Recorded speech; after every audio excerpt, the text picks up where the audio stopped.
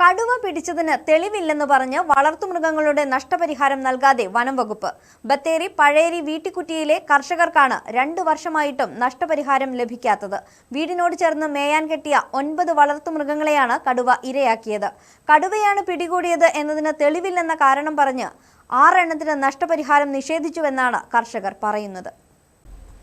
വനാതിർത്തിയോട് ചേർന്ന് കിടക്കുന്ന പഴേരി വീട്ടിക്കുറ്റി ഭാഗത്തെ 3 കർഷകർക്കാണ് കടുവ പിടികൂടിക്കൊന്ന വളർത്തുമൃഗങ്ങൾക്ക് നഷ്ടപരിഹാരം ലഭിക്കാത്തത്. 2022-23 വർഷങ്ങളിലാണ് പ്രദേശവാസികളായ വേലായുധൻ, ബാലകൃഷ്ണൻ, ബീന എന്നിവരുടെ വളർത്തുമൃഗങ്ങളെ കടുവ ഇരയാക്കിയത്.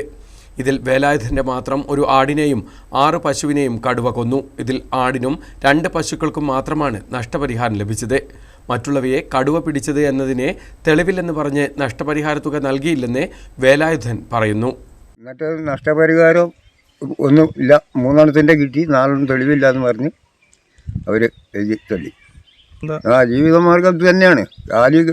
ആടും കാലിയൊക്കെ നോക്കി ജീവിക്കുകയാണ്. കൃഷി എടുക്കാനൊന്നും പറ്റില്ല, കൃഷിയൊക്കെ നിർത്തിവെച്ചേക്കുന്നു. ബാലകൃഷ്ണനും ബീനയ്ക്കും ഇതേ കാരണം പറഞ്ഞ് നഷ്ടപരിഹാരം നൽകുന്നത് നിഷേധിക്കപ്പെട്ടു. വീടിനോട് ചേർന്ന് മേയാൻ കെട്ടിയ വളർത്തുമൃഗങ്ങളെ കർഷകരുടെ മുൻപിൽ വെച്ചാണ് കടുവ പിടികൂടിയത്. എന്നിട്ടും നഷ്ടപരിഹാരം ലഭിക്കാത്തത് കർഷകരെ പ്രതിസന്ധിയിലാക്കുകയാണ്.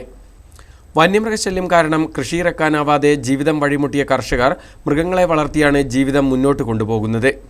ഈ സാഹചര്യത്തിൽ വനം വകുപ്പിൻ്റെ നടപടിക്കെതിരെ പ്രതിഷേധം ശക്തമാവുകയാണ്.